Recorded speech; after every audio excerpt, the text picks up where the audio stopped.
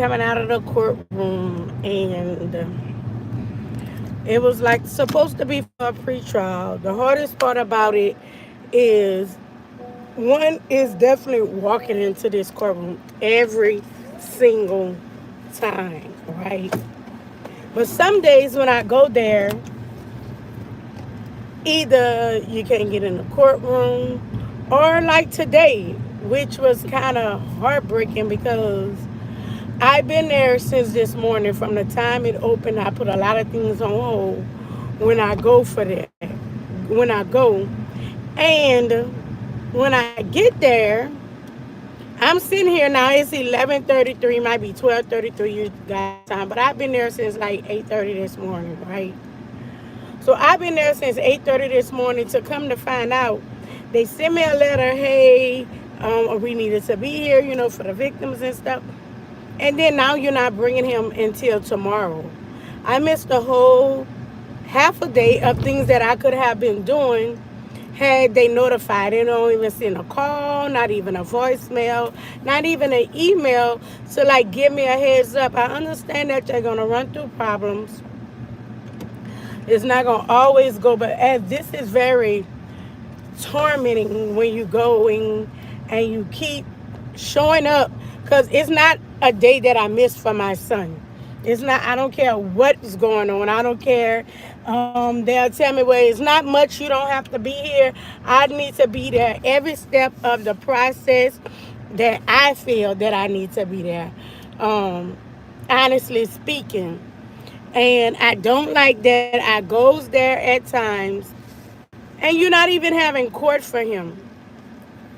Meaning I'm taking out from things that I need to do in a day, things that I need to get completed, which I can't say it bothered me. It has to get done. I wish I didn't never be here in this position, having to go to court and fight against, not really fight against, but sit in while I'm dealing with this matter. Like it takes a whole toll on a person, and I feel like it's so inconsiderate of the courts to, hey, we don't, even if they tell you, hey, you don't have to come every time, but every court day, you don't think as a mother who just lost their son to gun violence, that was murdered,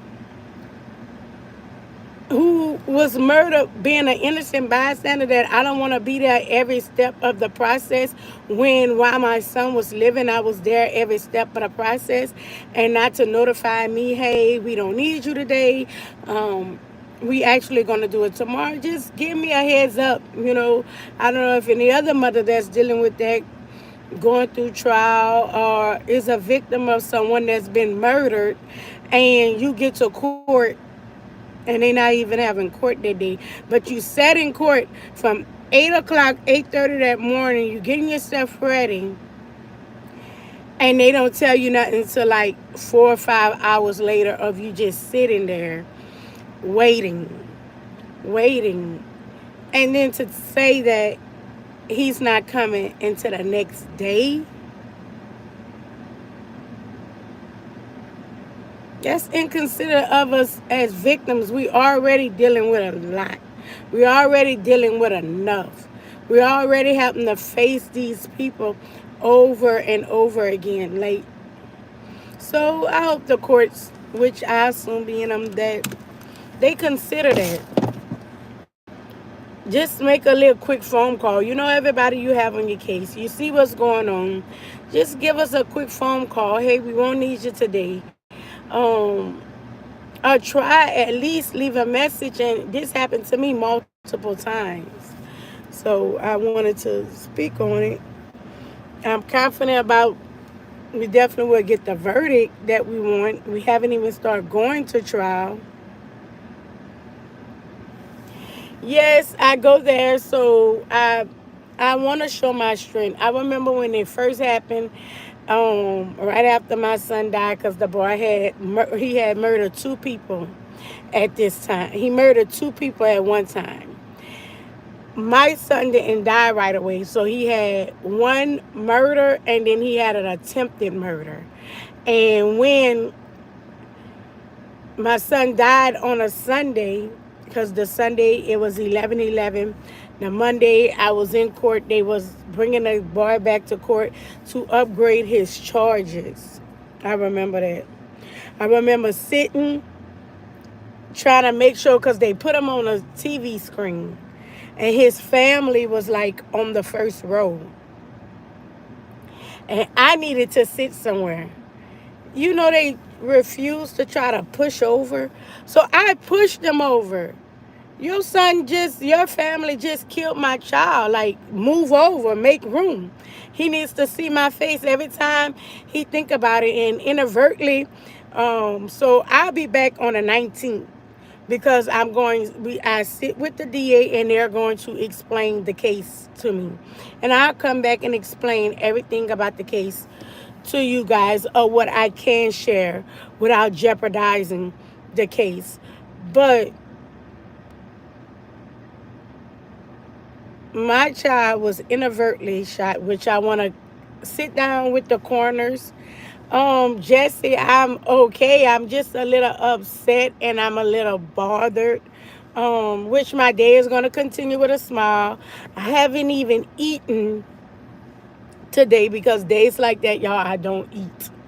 It's not that I be bothered. I just be so concerned about my child that I don't eat. I don't eat. I be on an empty stomach, and but that's just like the most part. Like just going to court, knowing that you want justice, and then the court system. And I understand things happen, and and sometimes they cause an inconvenience even for the courts, because I know the courts wish they didn't have to deal with all these different hardcore criminal matters, and it's not the court's fault. I don't want to say it's the court's fault. I can't even say some of the words when I be thinking about it, but can't even say it's the court's fault. But I just would hope they would give us a heads up sometimes, at least sometimes. I'm going to post me a picture that I had took before I went inside the courtroom. Because y'all know my hair was raggedy last night, but I knew that I had to go. And I don't want to look crazy. But y'all, thank you, Jesse, for all the compliments that you give. I appreciate it. I'll be back. That's something I just want to say that's kind of, weighs me. I don't know if it weighs on other people who's a victim of gun violence, where one of their family members, in my instant, my son, died by the hands of another for murder. It's actually an innocent bystander just sitting inside of a car. So crazy, but y'all have y'all a good day. Not gonna let this ruin my day. Y'all watch my other videos of how my YouTube is growing. That even though the people are not watching you, not watching, even though they're not liking, and even though they are not subscribing, and even though they are not commenting, they are watching. So just keep in mind for that.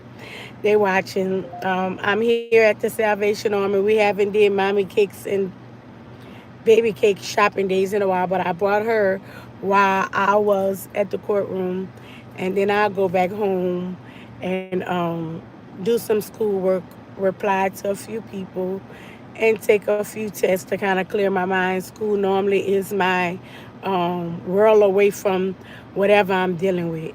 I don't know why, but it just keep your mind so busy with so much information that you have to take in that it's my therapy. It's some therapy to me. May not be to somebody else, but to me it is. But thank y'all for joining, and whoever watched this now and after the live, thank you. Thank you for all y'all support. Thank you for all y'all likes. Thank you for all y'all comments. Thank you for all y'all shares. I totally appreciate it. I have an idea that I want to tell you guys that I want to do with my YouTube that is kind of affordable, that you guys may like, and other people may start doing it. So I want to tell y'all something that people have been asking me to do a podcast. I don't want to build a building inside my home. I don't plan on staying in that home. um forever. That's not my. It's a real big home, y'all. I have a real big home, but I see myself getting bigger and growing and put myself out there more. So you guys enjoy. Jesse, my day will get better. Is going to. Y'all keep going. Don't give up. Y'all see with all that I'm going through, I'm not gonna teach something that I'm not standing on, standing 10 toes on. Don't give up. We keep going. We're gonna do what we need to do. I found a way to where I can have me a building that's not gonna cost much, and I want to see how this do.